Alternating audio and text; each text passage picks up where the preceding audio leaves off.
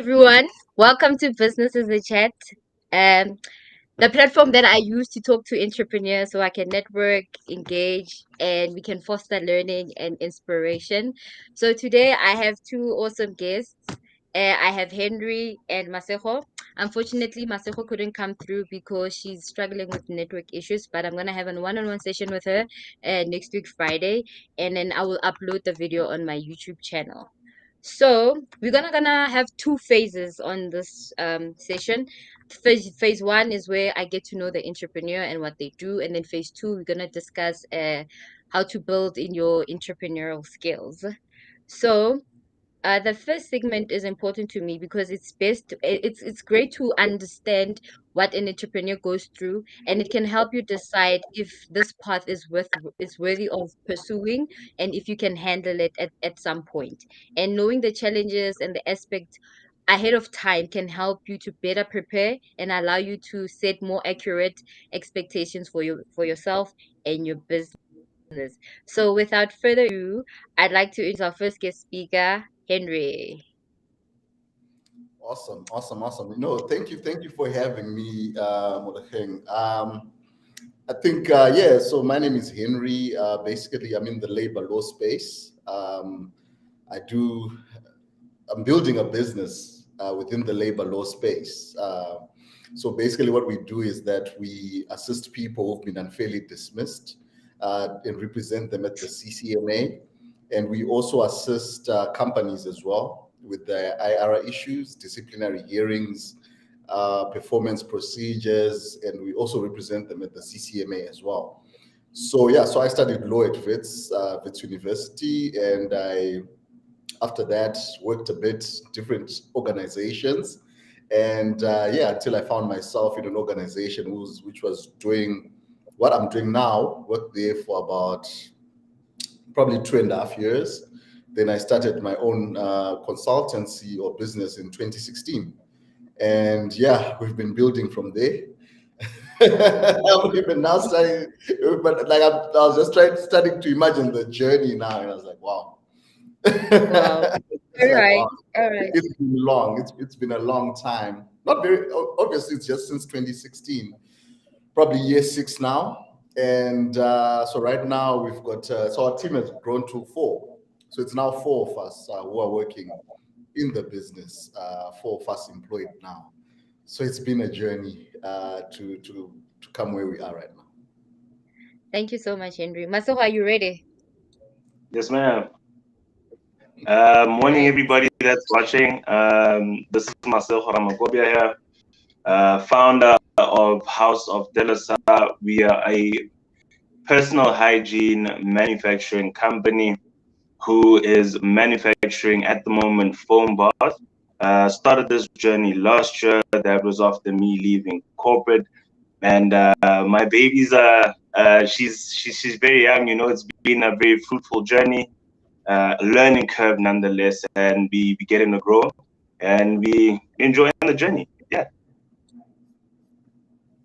Thank you so much. So the second question that I would like to find out from you guys is, what was the inspiration? How did you get into that field? Why did you choose to get into that field? So Henry, are you ready? All right, cool, man. Quite an interesting question. I think I've always, and I think when you ask most entrepreneurs, they'll tell you that they've always wanted to be in business. I think there's always this nagging or not nagging feeling, or something just within you, like you just want to start your own business, right? I remember when I was like young, like my dad had like a farm. He was selling pigs, and I would ask him, can I have like a whole leg portion? I'm gonna cut it into chops, approach hotels, and do all these things. Like I always had that in me, right? To want to do that, whether it was successful or not at the time, but it was just something. I think most entrepreneurs just have something within them. They want to start a business. They want to do something in the business field. But I think the challenge, which is always there, is really, what are you going to start? What sort of business is it? And number Mm. two, at what point of entry are you going to get, or what is the point of entry into the entrepreneurship space, into actually starting a business, your own business? I think those are the two key questions, and I think that's the struggle for most people. What exactly am I going to do it, and when am I going to do it? What are the right conditions to? And I think for me, I've always wanted to do a business, and labor law happens to be the vehicle, for me to be in business.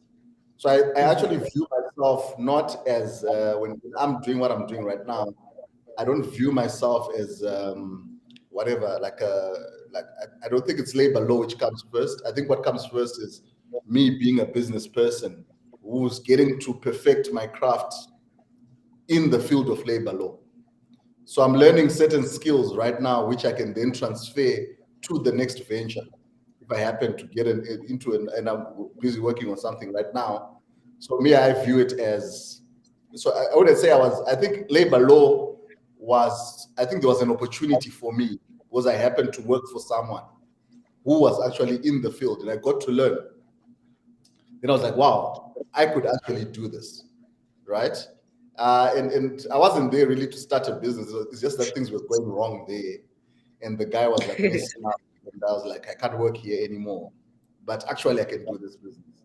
So I think there wasn't really much inspiration. The field itself was not like a big thing for me that I like so much love for it. But I think I happened to be in that space and working in that space, and I got to learn about that space. Awesome, awesome. So you didn't really tap into that. I'm inspired to start a business, as you just landed there. No. I'm saying I wasn't. I wasn't called to labor law. Like I didn't say like Yeah, it's not my calling. Like I wouldn't say like it was. I had a calling that you should do labor law.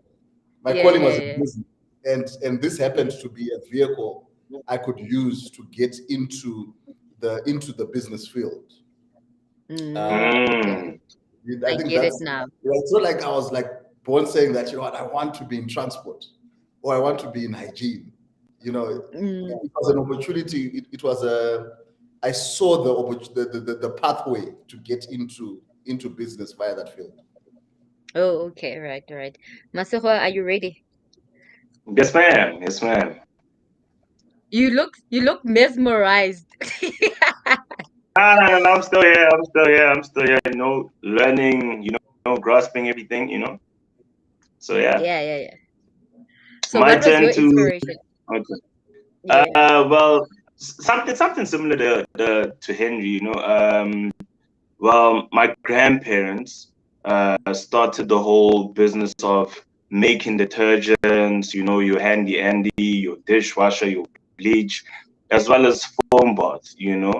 And they did that for quite some time. And with them doing that, I guess when you're young, you really don't think about how far you can actually stretch that business that they have tapped into, because we'd always go with them, when they go make deliveries. And I don't think at one point I ever comprehended the thing of maybe one day I can take this and really expand it to where it could be, type of thing. So that happened.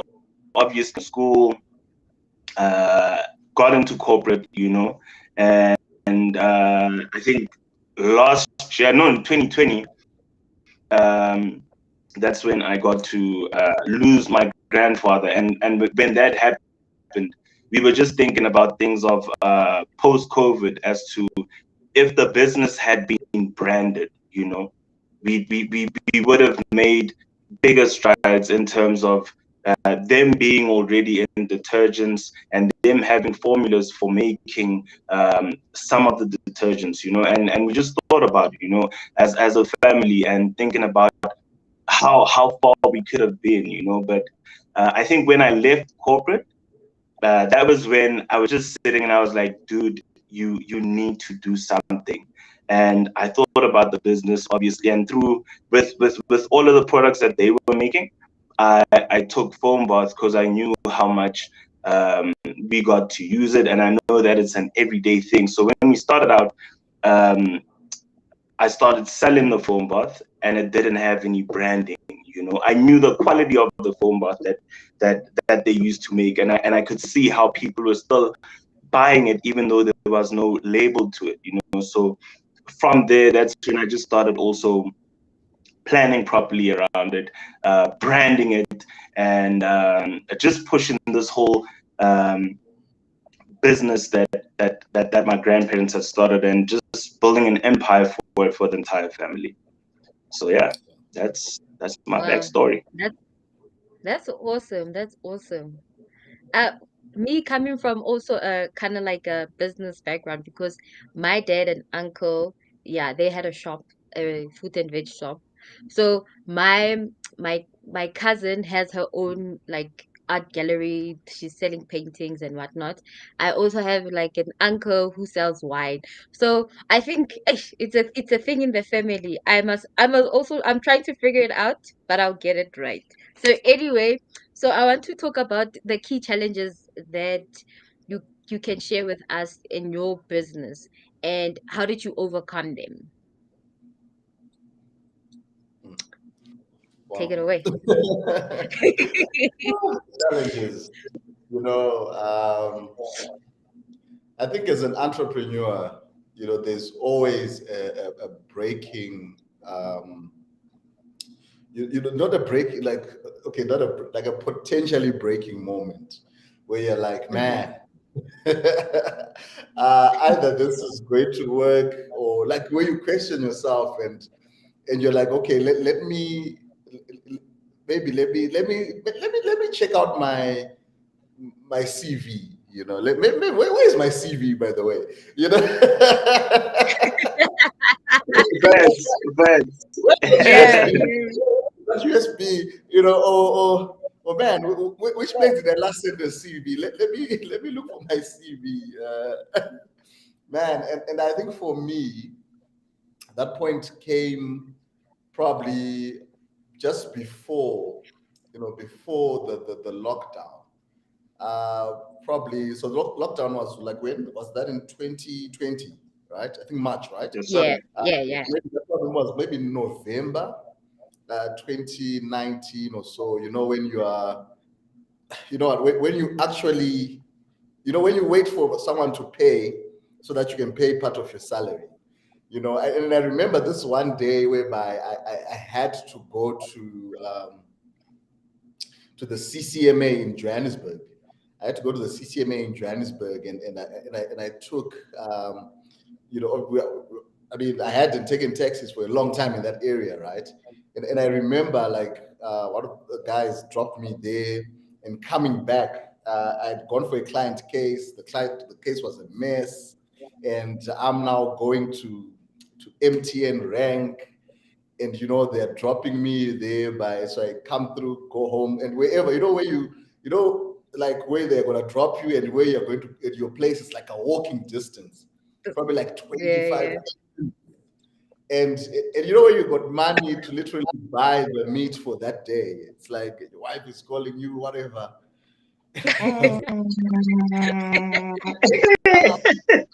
What are we doing here? But I don't, but the business just turned from there. It just turned from there. Things started working out in terms of now just having like a huge, like a running cash flow and all these things. But man, the challenge is, as an entrepreneur, when you start out year one, I view it as a baby, right? By my son now, my first child is like 10 months, just 10 months last week. And I view entrepreneurship like that, man. First year, it's a baby. You're gonna have to take care of this thing. Sometimes it doesn't give you anything back, but just the joy that you have it, right? You Mm. Yeah. sometimes you're not even getting real traction in terms of money. For year two, it's too fragile. Year three, year four, year five. Yes, I don't know. Then year five, maybe you can now send it to get your remote. Now it's working for you. You know what I'm trying to say? Oh, You're like, go Yeah. get that remote. But yeah, now we're in year six. So it's, you just have to be, I mean, you have to learn how things grow. You have to be that person who's patient to learn how things grow. It's not. So I think the biggest challenge is your own expectations when you start Okay. out. You know, dealing with your belief, your what are you expecting? I think that's where you really. I think that's the first thing you have to work on as an entrepreneur. You have to work with disappointments. People are not going to pay you at times. Um, Sometimes a deal which you thought was going to come through is not going to come through. That's what you have to work on. I think that's the biggest thing you have to work on first.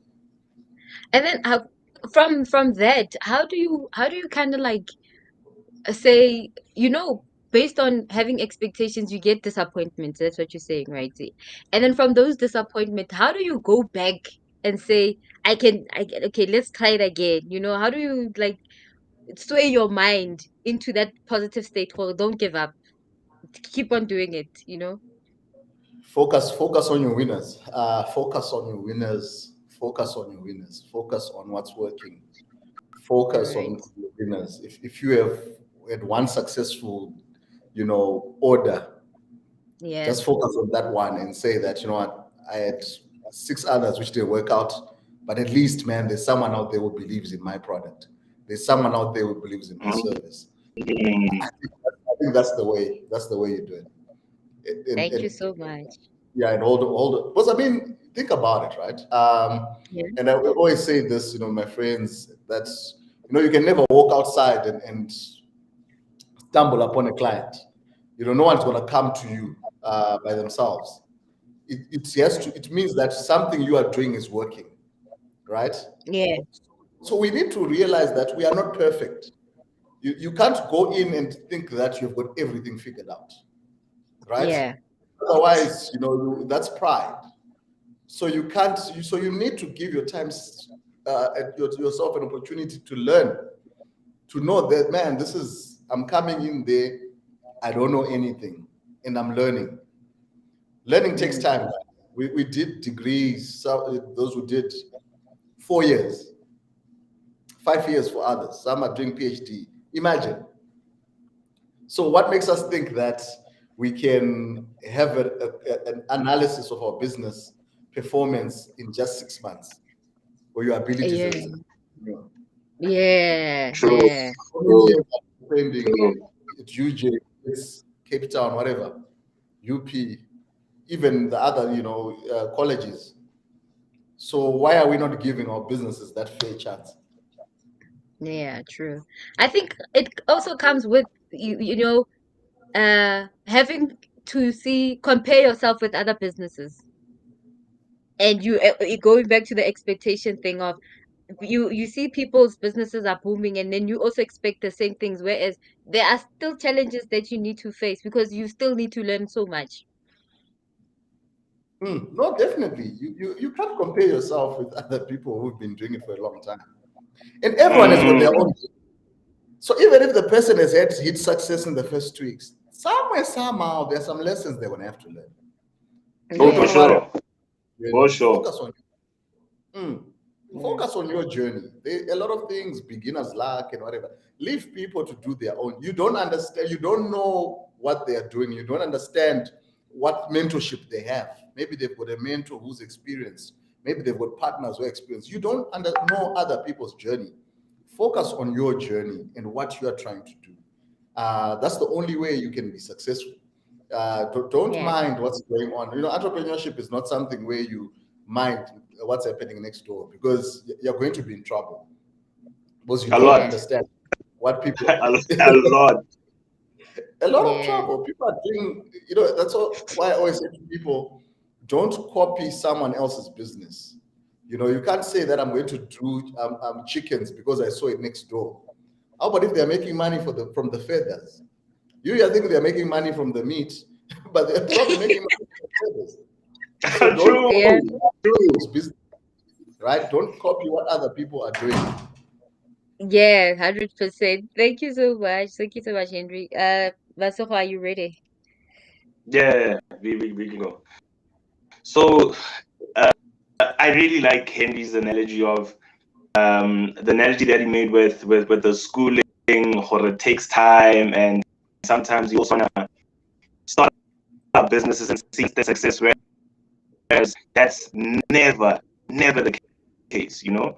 I mean, with the line of business I'm in, you know, where we get to sell tangible products, it, one of the pressing challenges that I got to experience at an early stage of the business um, was discipline with your financials. I think that is a major challenge that some entrepreneurs go through. You know, if you're good on the discipline front, you know, I mean, kudos to you. But with me, I really got to understand at a later stage that the money that the business brings in is not your money. You need to hold on to that money for even when you get to come across dry spells within the business, you know, because it does happen where business is quiet, you know, and you still need to go out there, put your neck on the line, and make sure that you create your brand's awareness, you know, still get to be in contact with clients that you have, still search for new potential clients as well.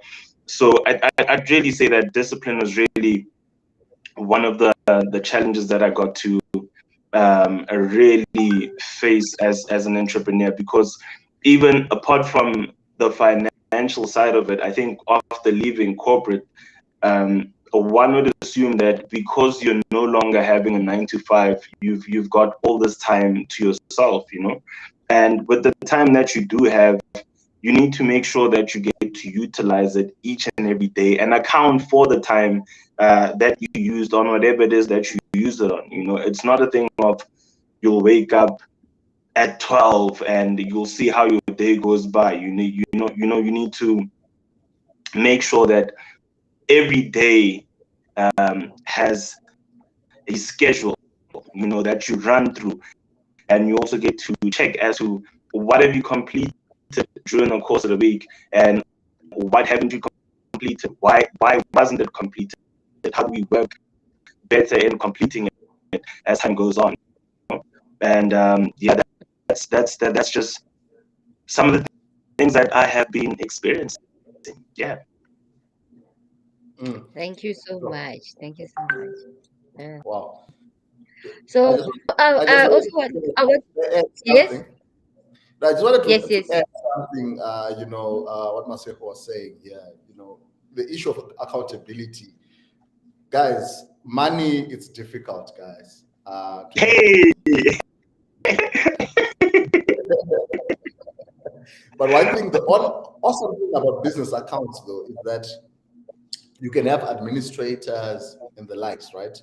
You can even have, because I recently did it, you can actually get someone, maybe someone to get let's say, depending on your bank, those in contact messages, right? Mm-hmm. So that they can also see the transactions happening on your account. So they don't have any authority on the account, but still, at least for accountability purposes, right? Let's say you've got a Yeah. mentor, even those with partners in the business, but you are the main person in charge of the accounts. Let them see what is happening with the monies, right?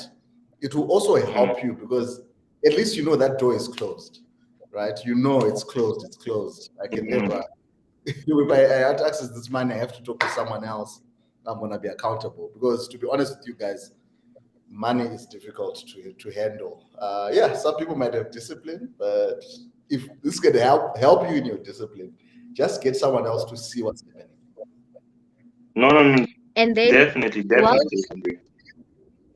while you're still there, Henry, do you have like a significant failure that you learned from during your journey?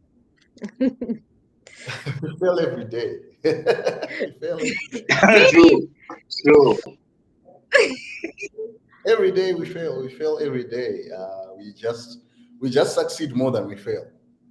So there's some certain things you're gonna fail and other things you're gonna win, right? So like a disastrous sort of event, something. mm, I can't really pinpoint like one thing which was probably threatening. Mm-hmm. But I mean, when you're building, you're just you work with threats every day, right? You work with threats of someone maybe who may not pay your invoice. You sometimes lose clients because you don't answer your phone quick enough. You don't get back to inquiries quick enough. Those are all failures that we deal with each and every single day. Sometimes you might you can lose a potential deal because you're not in the zone. When you answered that phone, your energy was not right, and the potential customer just left. So we do mistakes. Mistakes happen, right? Like recently, we paid into an incorrect bank account, and we still Oh. trying to recover those monies and not getting any feedback. It happens.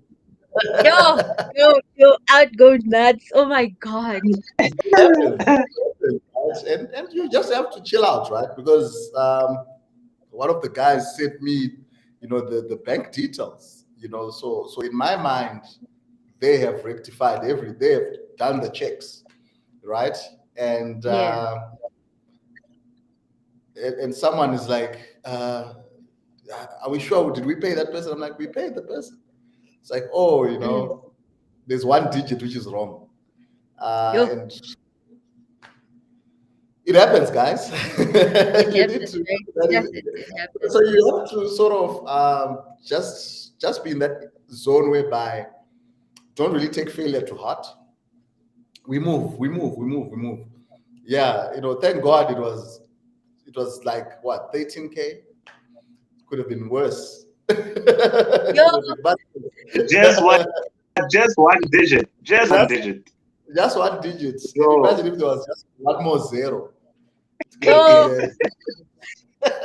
I was, it could have been I a was gonna different go, story. I was I gonna don't go know if for I could that. have, I don't know if I could have been taking this conversation as easy as I'm taking it, but nah, you wouldn't. but the thing Yeah. is this, right? So you don't even bash the person. Okay, so it happens, guys. So you don't have to be reactive. Just say, okay, guys, how do we fix our systems? Okay. The better way is that when someone sends through their banking details, just forward the original email which they sent. Don't copy and paste because we do our own recons with already the banking details populated. Mm. So we say don't touch clients' banking. Don't put the banking details manually. Rather, or even if you do it, but send me when we're doing payments the original email from the client. That way we minimize mistakes. Mm, So rather focus on your own systems. Or okay, maybe we need to add a system whereby before we make payments, we phone the client. Can you confirm your banking details? It's whatever net bank account number 1234567 8. Yes, that's my account number. Then cool. So we have got an extra step of a check and balances. Rather now to bash that person, hey, how could you do this? Why didn't you focus when putting that? It's done. Yeah. What we need to do is to work on our systems and get better. All right. So what in your journey, in your entrepreneurial journey, what do you wish you could have done differently that you kind of like grew from and know better? Controlling everything. Controlling everything. Controlling everything. The Okay. more you empower others, the more you grow. When you empower people, give them responsibilities, show them that they matter. If you've got a partner you're working with, be open, be transparent. Let's say you can start a business today. 2 years down the line, you get a partner. Be transparent. Give them access to the accounts to see what's going on and the likes. I think that's basically something we should all work on if that's where you're going.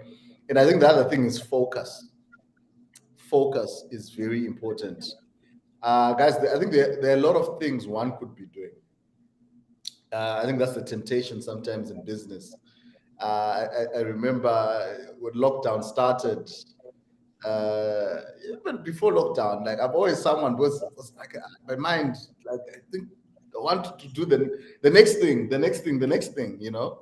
But the thing is, I think there's value in really, you know, digging down deep in your business, really exploring, you know, what your business could really become, rather than, you know, you do this, then now you're doing something else in whatever it is.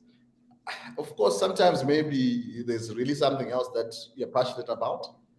Mm-hmm. I think as much as possible, let's try to focus and not do a lot of things. All right. Thank you so much. So you up next. We're starting with the failures. Yeah, yeah, yeah. Okay. Mine would really be the discipline about the money, guys. You know, I mean, if well, if I had um, channeled myself to just be like, yo, don't touch this money. I know you need to buy bread at home or whatever, but this is not your money. This is the business's money. You know, that was just one of the failures that I was just looking at, because the product would get to move, and then when you'd have to restock, and also taking into account how much I would have made, like things were not balancing, you know. And that's when I also had to go back um, and trace money. Now it's very difficult if you get um, cash molotov home and you use it, and then a couple of weeks later you need to go back and actually think about how, oh, I sold uh two phone bars to Mlebogang. Henry got four and he gave me cash, and having to trace back all of that, you know. I think that was just one of the things that I really had to do away with, so that I can get to see progress within the business, and also just being able to have a clear view as to how your money flows throughout a period of a month, like when you're pushing your sales, as well as when you're restocking, so that there's a balance holistically within a business. So those were definitely, if we're talking significant failures, I think I was once there, you know. And the business being such a delicate stage, man. You know, I mean, it's my first year and a couple of months. You know, still learning. You know, and mostly still doing everything by myself with the help of my brother. But yeah, that's just some of the significant failures, if you will, that I've gotten to go through, and how I also got to overcome it. Was just me channeling myself, and just disciplining myself in terms of finances. Another one would be, hey guys, I wanna not being firm with clients that have your money. That's that's a big problem, especially if you have some clients who um, fall under family. Oh, guys, guys. So yeah, I think that's just what I had to go through, you know, and also just being firm with how I go about collecting money for the business. All right. All right. Yes, Thank you ma'am. so much. So I think I'm gonna ask two more questions and then we can move on to our next section. So the last two questions that I want to know is what was your biggest achievement and what makes your business different from the other ones? I got that. Yes, All ma'am. right. I think for us, our biggest achievement for me personally is to employ people. I think that's the biggest achievement that we've managed. That we've managed. When you see that you started as one man and now you can employ three other people, and they are part of what we are doing, and they are feeding their families, paying their bills, and the likes. I think that's, for me, it's a very big win, which I'm excited. Yeah, which I'm excited about, really. And what we managed to do, I think, is just for us is to just, because we're just coming from a place whereby, in terms of, as I said, I was working for someone else, and sometimes in our industry, it's the reputation of some consultants it's not good. Some people think they take clients for granted and all these things. And I think one of our focus was just to have a great customer experience. Make sure that, customers, we are treating customers well and having relationships with customers, in the sense that a customer is not just a number. It's not just another number it's not just another file. This is actually someone who actually deserves to be treated with respect. And when you actually communicate with people, I think, and there's this challenge, everyone, I don't know, most institutions that deal with the high volume of people, they tend to just treat people badly. And that's something I just don't understand. I think it's I don't know, this syndrome of places like, whatever department you're going, whereby, those departments, them, where there are long queues. Name and shame them, Henry. But you just know, like, not the one particular, but you just know, like, those places where people are just, simply because there are a lot of people, the people they treat people badly. It's like they just treat them badly. But I'm like, but if these people were not there, you're not going to have a job. It's like someone who prays to God and say, God, give me any job, even picking up papers. I'm going to even pick up litter. Like, this is my job. Then Coach Sibu, you see Coach Sibu on the comments. I see the comments here, Mandla, Coach Sibu. Man, it's like someone, that person says, I'll pray for, even give me a job of picking up litter. Then you start complaining, why do people throw litter? Obviously it's not a good thing to do that, but once the litter is no longer being thrown, you're out of a job. So I think for us, it's always going to be, trying to treat people well. And we have managed to do that in terms of, if you check our reviews, Hello Peter, Google reviews, you can see that people are happy about what we're doing. We are on social media, on TikTok as a business. Because we are transparent, and, we don't owe anyone money. When we receive clients' monies, we pay them. No one is saying our company owes them money. I think for me, it's a big thing.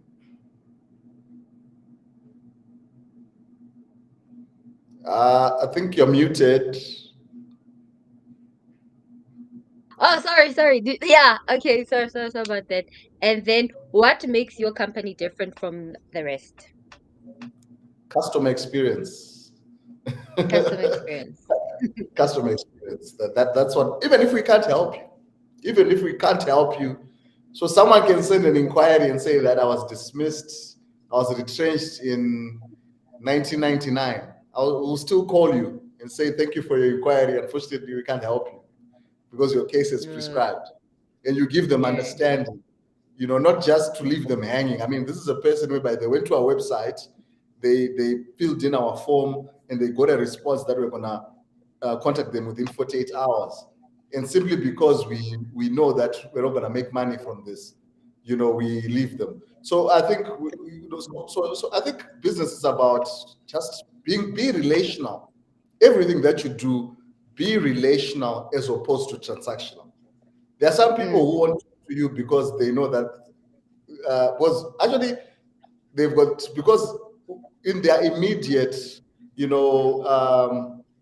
whatever they're doing immediately, they see no benefit of having you there, right? So they won't talk to Yeah. you. There are some people who behave like that they won't, simply because they're like, what can I get out of this? They won't even try to add value in what you're doing, simply because they feel that I'm not going to get anything out of it. So for example, those inquiries, we know that, but we're going to spend our airtime, but you have to call them because they've engaged, because you were advertising, remember? You're the one who's been advertising out there. Someone has responded to your advert, and now you have to close that in a proper way and not just say, I'm not gonna, because they're expecting your call, right? And if you just be relational, because imagine that person can say, okay, you can't help me, but next time they'll be like, oh man, but there's these people who called me, they were friendly and told me that they can't help me. They even made me understand that if I don't refer my case within 30 days, I can't do anything about it if I'm not going to apply for condonation. So they made me understand that my case is they are not, so it means that next time they know someone else who's got a problem, guess what? They're going to contact us. They're going to say, hey, man, let me check my emails. There's this company which I once spoke to in labor law, and let me give you their contacts. And we have got many clients who come that way to say, oh, man, so-and-so referred. He said that you couldn't help him because his case was late. But my case, I just got dismissed last week. So my case is still within the time period. So I think for me personally, that's our biggest success is, well, how we do things differently. It's customer experience.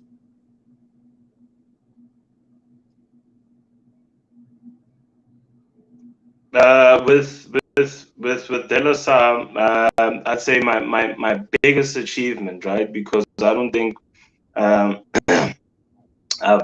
hit the many milestones that I have in plan, or that I had in place rather, is starting.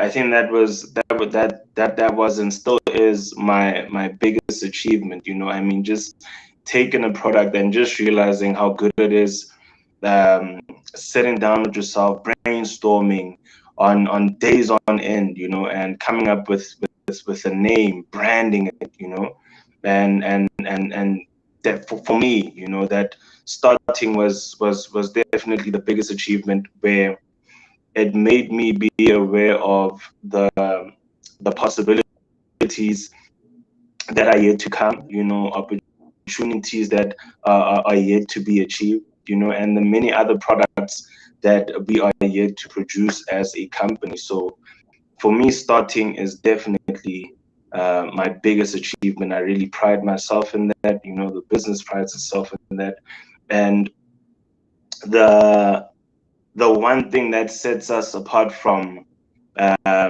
these other companies that produce foam baths is we are the striking balance between your quality foam bath as well as it being affordable. So that's Delasar's main objective, ensuring that we get to give our clients quality foam bath at a very reasonable price, and also making our clients feel special, and feeling or belonging, or having a sense of belonging to a product that is of quality and a pinch of bouginess, So that's where we at as Delasar.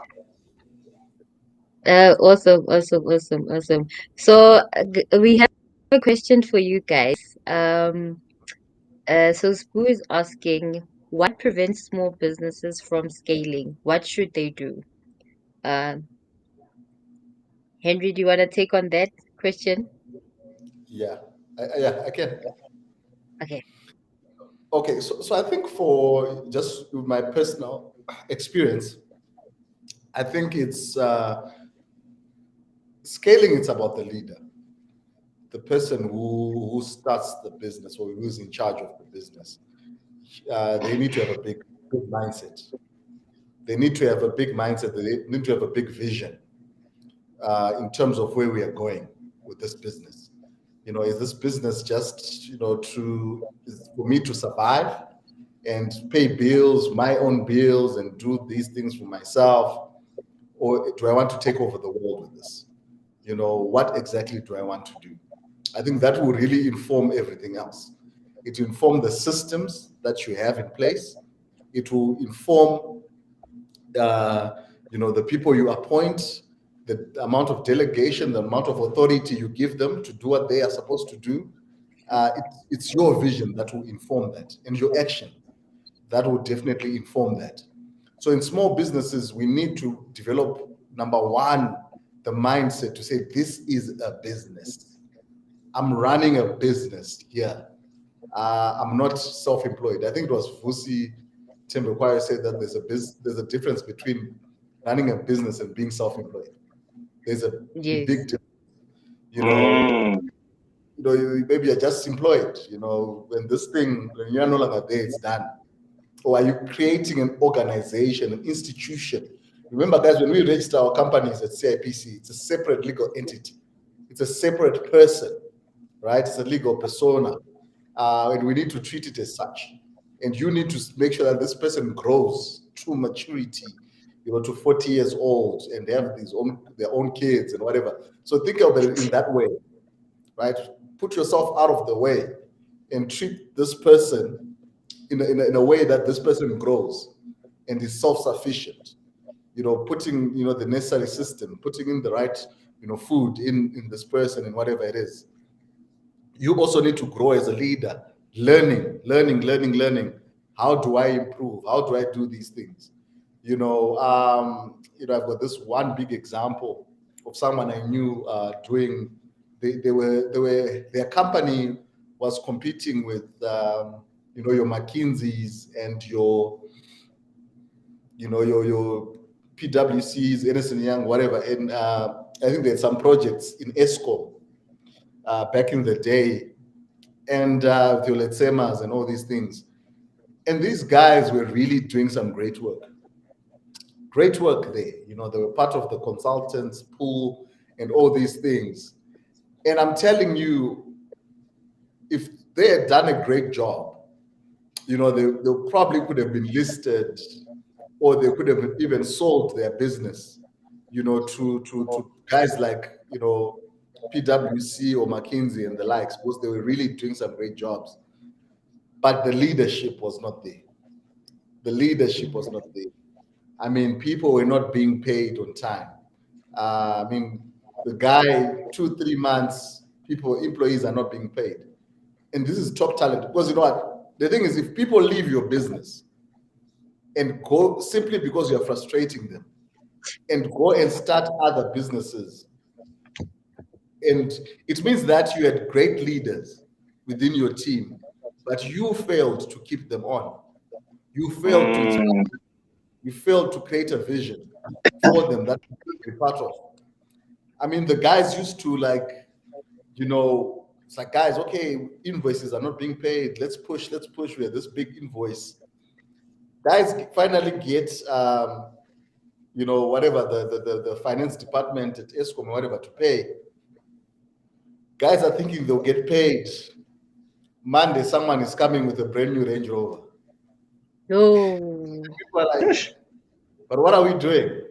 You paid me for 3 months, but you're coming with and all you can say is, let's go to News Cafe for drinks. Hey, let's do this and celebrate. Oh, that's where we get it wrong. Yeah. And that business ended up failing, closing. But the point is, and this guy used to get great contracts, AXA, great contracts. But we fail to maximize the opportunities once we get them. We get opportunity. So you always need to know, guys, right now, those things of ESCOM, they've been closed now. They're no longer really doing those things. But that was an opportunity. So we always get opportunity. Everyone, time and chance, it happens to us all. But what are you doing with the opportunity? For sure. Those things will close. So whatever maybe you're doing right now, whatever, it's an opportunity for you to build up so that you'll have the capacity for the next level. because you cannot not always be guaranteed that the way you're getting business today is the way you continue to get businesses tomorrow, right? So you need to Mm. For capitalize. sure. Once you're at a place whereby you're making money, don't spend everything. If you set your salary as X amount, keep it as X amount. Now the business, we are saying, now the business, it's buying a company car. Now, just relax, you know. Yeah. I think those are some of the things that prevent us from scaling. All right. Masoro, you want to add on or we can move? Henry said a mouthful regarding, vision, which is very important. I think as a small business, regardless of how small you are, you need to have a vision in terms of where do you see the business, have your short term, medium term, and long term goals, and just understanding the market that you're in, your target market as well, the environment that you're operating in, seasons, So that's just some of the things that I would regard as things that might prevent small businesses from scaling. Right. Thank you so much. So yeah, we go. Henry has to leave very soon, so I'm just gonna like uh hit him with all these questions that I kind of like have prepared. So Perfect. yeah, so we all know that entrepreneurial skills are so important, and they encompass a large range of both soft and hard skills, right? And then you need to actually focus on the ones that will help you grow your business, and because there are a couple of them, like you need your business management skills, leadership skills, communication and listening, negotiation skills, networking skills, strategic thinking and analytic skills. Like I'm just highlighting a few of them. So I want to find out from you guys in your industries, which skills do you feel like are most key when you're starting off, that you kind of like need to, okay, or maybe firstly identify the natural skills that you feel like you have, and how do you improve them, and which ones are necessary going forward. Yeah, I think when you're starting out, I think there are three things that are important is how do you get clients? You need to know how to get clients. You need to know how to service clients, and you need to know how to get your money from the clients. I think those are the three things that you need when you are starting out. If you're going to say that this is a business, you know, Mhm. is there demand for this? If there is, where are these people? Where are these clients? Where do they look for people like me? You go there and you uh like so you need to know how to get clients first of all. Very important. Sales is going to be important. Marketing is going to be important. Set yourself up, build a brand. uh, you know what's your your brand image, right? Your website. We're in the digital space. Are you on LinkedIn? People check those things. It's amazing how much, just from inquiries. When I attend to inquiries in our business, those people, they go to my LinkedIn. They will always go to my LinkedIn. They will search on LinkedIn to say, is this person there? Is this person real? Yeah, yeah, Right? They'll check your yeah. website. They'll always go to my LinkedIn. Always has got whatever 100 people are searching for you this week. Why? Because they go and check, right? They go Oh, and check. yeah, yeah. Say, this person who I spoke to and sent me this email, is this person real? So that's the first thing you have to do. Set yourself up. Package yourself. It's like your outside appearance is the first. The door that people are going to use to come to you. What does that door look like? What does that front entrance look like? Right? That's what's important first of all. So you get good at that. When they get into the door, how am I going to make sure that I'm not leaving that door open? How am I closing that door so that they stay in the door, they stay in the room? So that's your sales. You sell, sign your contracts, then you sell to the clients. then they pay you, and the relationship is good. I think that's really the first thing that you should you should work on. Work on cash flow. Don't do business for free. Don't do business for um, unnecessary credit. I always say that we are not in the business of debt collection. We are not debt Mm. collectors. You pay us upfront, and we do your consultation if that's the deal we have, and that's it. Because we have more to lose than you have more to lose. Because you can run away, where will you find you? But if we run away with your money, you can mess up our reputation. We are there on Google reviews. We are there on Hello Peter. We are there on TikTok. We are there. You can go and you will be right. That's what we have done in terms of we ran away with your money. But if we are offering you service, we say, okay, the consultation is 1,500. Send us your what's this? Send us the proof of payment. Then we'll do the consult. And we're not compromising on that because that 1,500 might mean something to you. It definitely it's part of what we do. So all I'm just saying is that's going to be very important. Make sure that you are getting cash into your business. That's the first thing. If you don't have cash, it's You can tough. do nothing. Yeah. It's It's a problem it's academic. It's academic. for All right. sure. And then Henry, I'm gonna keep you there and I'm just gonna shoot you with the questions. Is that okay? So that's fine. Okay. And then, okay, how does one improve their entrepreneurial skills? Because, we hear people talking about read a book, enroll in a course, attend workshop, listen to podcasts, hire experienced business mentors. What has really worked for you? I think for me, man, just being passionate, man, about business. Mm, You have to be passionate about business. You have to be passionate, about business. You have to invest time in. So for me, it's man, I watch YouTube videos, about what's happening in New York. yeah, New York, this is what's happening, just to get inspired, man. Just to say, okay, Manhattan. I watch YouTube videos of farmers in Uganda and all this, just to hear what their mindset is. They may not be, we may not be in different businesses, but man, I just want to know this entrepreneur and what they're doing, right? What is their thought process? So you put yourself in that environment. So let's say you're in a business, you're passionate about business. There's no point in spending the bulk of your time with people who are maybe just we have got no passion for business. What are you going to learn from them? yeah. Exactly. In as Exactly. much as you enroll in courses, which is cool. I'm not a fan. I studied 4 years, and I told myself I'm not going to spend.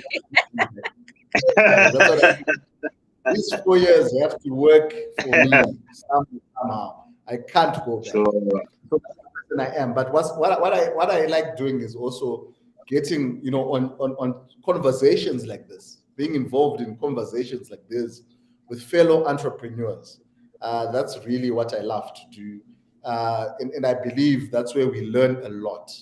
I don't know if it's UCT or whatever, having a course of entrepreneurship. But entrepreneurship is not something you can learn from someone with head knowledge. I don't know. I don't want to exactly. judge what they're doing there. Maybe they are professors, are business people. I Yeah, don't know. But I believe really in learning from people who are doing business, who are walking that journey every day, who understand the disappointment of an employee stealing from them and just resigning, who understand these things. That's what I want to be involved in. And man, yeah. we've got a, I mean, we hang out, with the guys here, Coach Sibu, Mole here. We hang out, talk with entrepreneurs and the likes. So I think for me, that's where we really need to learn entrepreneurship. We need to teach ourselves entrepreneurship. And then, why do you think entrepreneurship skills are important in our society and the economy? Yeah, so also I think when we say entrepreneurship, also remember, not remember, I always hate that when someone says remember, but it's like, did we talk about it before? Why I said remember? you know about Sorry for using that word. Like when someone says remember, like, what are you talking about? So I think an entrepreneur, you can also be an entrepreneur even if you're employed. So you can be innovative in your department, add value. An entrepreneur is just someone who adds value. You can add value, and that's what they can do. But I think in society, where we are right now, in the economy, we need entrepreneurs. We need people with new ideas. We need people to create employment. That's what we need, right? I believe that we were born entrepreneurs. I think the world, people say that not everyone is cut out to be an entrepreneur. But the thing is this, right? When civilization started, in terms of our forefathers and the likes, they were doing barter trade. Each one had their own skill, right? factual. The people who were hunters would go out there and hunt. They come back, they exchange the meat with the guy who makes the spears, right? Uh, those guys who do the spears, they trade. There's a guy who's great at farming. He trades his grains with the guys who do hunt, who went out to hunt, and the guy who makes the spades and whatever it is. So the women who go out and gather, they exchange what they have with someone else, with something else, with beads, who makes clothes. That's how society worked. This whole thing of everyone, being employed by one person or looking to a government, that is alien, actually, Mm. to a human being.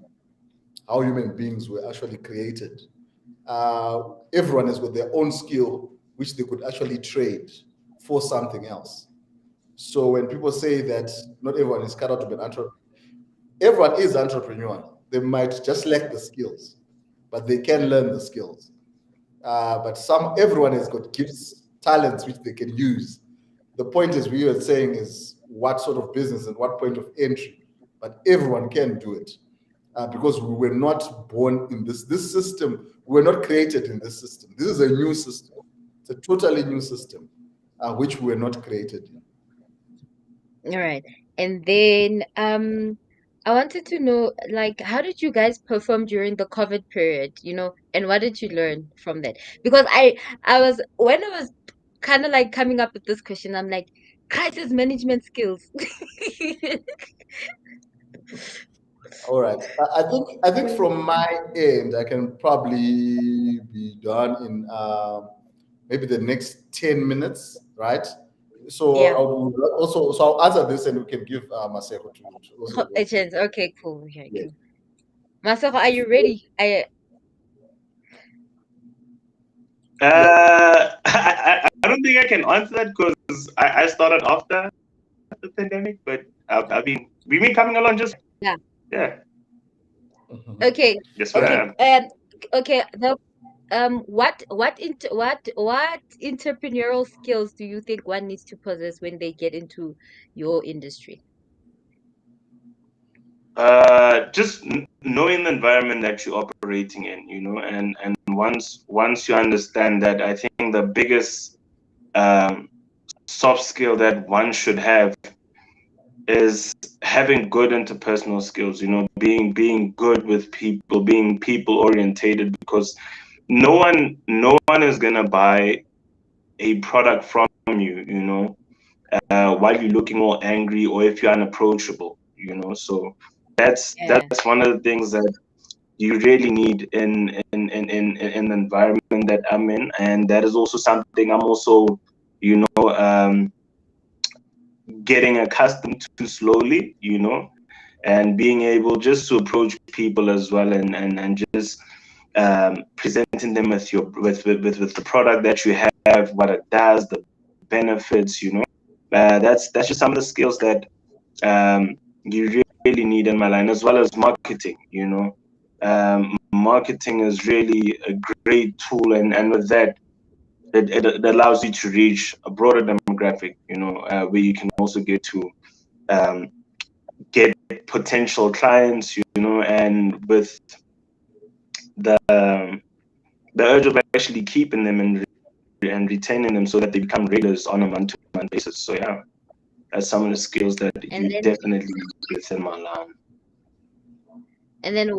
why do you think entrepreneurial skills are important in our society and our economy?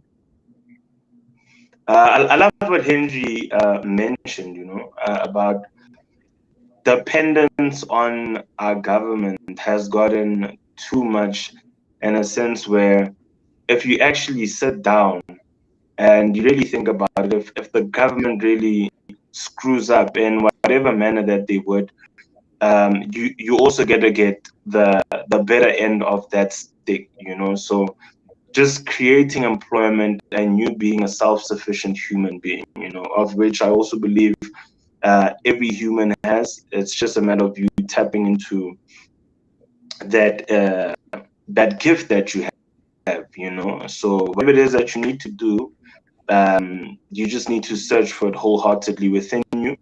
And once you get that, you get to share that with the world, and that's definitely going to be the gift that's gonna in your poverty, as well as uplift you as well as your pocket. So yeah. Thank you so much. Okay, so before Henry comes back in, like I've got like two last questions and we're gonna be closing, né? So okay, first Henry will answer the COVID one and then I will Yeah, ask the two other questions. Yes. perfect. All right, cool. All right, cool. So in April 2020, level 5, you made 650 rands the whole month. Yo, That's how much. That's how much we made in that month. And salaries had to be paid, right? Salaries were paid. yo, Uh, you know, you just get to a. It wasn't. We didn't know what was going to happen. We didn't know what was going to happen. The CCMA was closed. Companies were people working from home. People were still trying to figure that whole working from home thing. It wasn't even a thing yet, and we just had to chill. We just had to chill out and see how what was going to happen. But personally, I made a big mistake because I sort of like invested in some business I didn't have any idea in because I was thinking, man, I need to now make a plan. And I lost about 20,000 rands. yo, And my wife wasn't really on board, so you can yo. imagine. He wanted to strangle you. So, man, that was a huge mistake. But I think the lesson was just that, don't just in terms of uncertainty, there's nothing that doesn't end. Just maybe just hold your horses and For see sure. where things are going to go. You can't be in control all the time. But obviously, then we went into May and the levels started reducing. The whole virtual thing started, and now we started doing consults virtually, and we got also confident in doing that. To say to someone, pay for this consultation. We're going to, and we'll send you a link, a Zoom link. Pay first, and people trusting me with that. It sort of like also grew our confidence. And now, even now, we also have got in-person meetings, but it's now much more easier that we now have got, we have the Zoom option. We also now incorporated tools like, Adobe, whereby you can actually get them to sign electronically, documents. So we are gone paperless for most of our stuff, right? Which we use to onboard clients. Life coach is saying digitization is important. So we've managed to do that Yes. from COVID, from the lockdowns. So that has been quite a great thing. We're moving much faster now We've cut down on obviously printing, a lot of printing costs, and we've also cut down on turnover, whereby when you I don't know, client bounce back rate or something, whereby you have a consultation, and now because you're going to send them documents, then you say print out these documents. After you've printed them out, you're going to sign them, then you're going to scan them and send them back to us. Would lose a lot of potential clients because of that. Now someone is saying, man, this is now such a huge job. So I think coming out of COVID, that has really helped. So I think, crisis time, hold your horses. Don't make drastic changes in response to a crisis, because crisis is going to end. You just be consistent in what Right. you're doing. So, what do you consider as non-negotiables in your business? Because your values and your integrity comes into play, because there's a certain place where sometimes you need to compromise, sometimes you are desperate, where do you draw the line? Clients' money. Mhm. Clients' money. Don't. No. It doesn't matter Don't what play you're with going to clients. do. It doesn't matter what you're going to do. Don't do it. Don't do it, because Don't do it it. becomes, man, it becomes, what can I say? Like, it just becomes like this, those dark holes whereby it never ends. Once you start doing that, Mm. never ends. It never ends. And you're going to tell yourself, maybe, we'll wait for the now you're running a pyramid scheme with people's monies. Because now you're saying, now I'm Yeah, going to wait for that case to happen. Guys, that's just don't do it. Take your right. portion, and that's that. Never, never, never do that. Because, Okay. man, yeah, it Yeah. doesn't work. Okay, and the last question is that it's like a closing thing, a closing comment. What advice would you give to aspiring entrepreneurs in general? Because I don't want to specialize it, because as an entrepreneur, we all have that passion and drive to push our hustle. Learn as much as possible. Learn.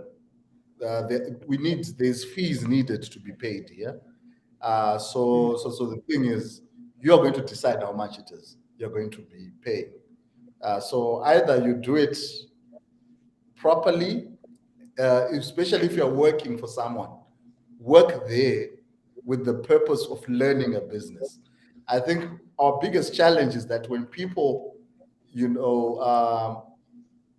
work in a certain place, they're just focused on their salary and how they're being treated and all these things. True. We don't have many True. people who are in workplaces right now who are saying, man, I'm working for Discovery, but man, how does Discovery really operate? Where are they getting money? How does one start in the financial services industry? Even if you're going to look at one product that they are offering, let's say insurance, like no one does that. Many people are just focused on how the salary is not enough and all these things. No one is focusing, okay, I'm working at this company, okay, I'm working for a mine, for example. Our suppliers, who are our suppliers who are supplying this mine? I mean, we had one lady, for example, man, she's got an awesome story, and she's going to come and share, on our chat on TikTok there. Man, but she actually runs a company which does the cleaning hygiene as well. In your industry, I know you are making the hygiene stuff, but so she cleans. The buses at the airport. Everything that has to do with you when you're boarding your plane. She cleans that. All those cars which are available, which are there, the steps into the plane. She cleans that. So she said Oh, she was working at that time, I think, at the airport, and she was like, "But how come there's no service for this?"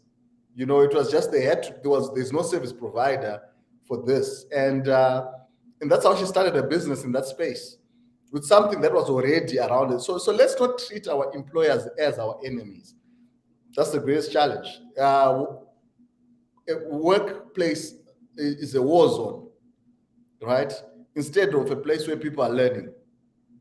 People are just there to complain and do all these things. Learn. You're not there for the business where I was working, right?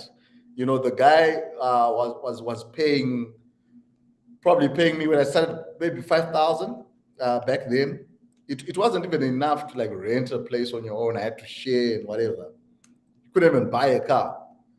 And there was a high turnover of staff, a high complaining rate. But I always tell people is that what I didn't know was I wasn't there for that small amount of money. I was there to learn my own business. That's what I was. Mm. So many people are getting it twisted when they are working. They think, what am I going to do with this amount of money? You're not there for that. You're there to equip yourself with knowledge and skills of how to run a business.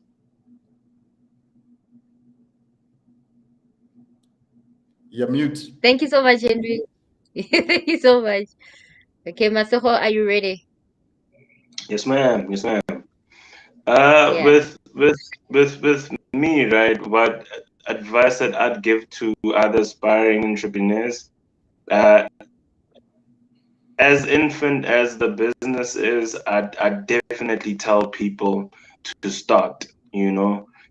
Because all of these ideas, if it's not going to turn into something fruitful if you just have them and you don't actually apply them and execute them. So I'd say start. Also going back to what Henry said about learning, because I think a very big part of entrepreneurship is you learning as and when the journey commences, because you can read all the books in the world, you can look at Moleboge's experience, Henry's experience, but it's going to be something totally different to the journey that you'll be walking. So I'd say start whatever it is that you have in mind. Understand the market that you want to get into, the environment that you should be operating in, and continue to learn so that you can just grow, make your mistakes, realize where the mistakes were, what caused them, get back, channel yourself again, and continue learning and growing.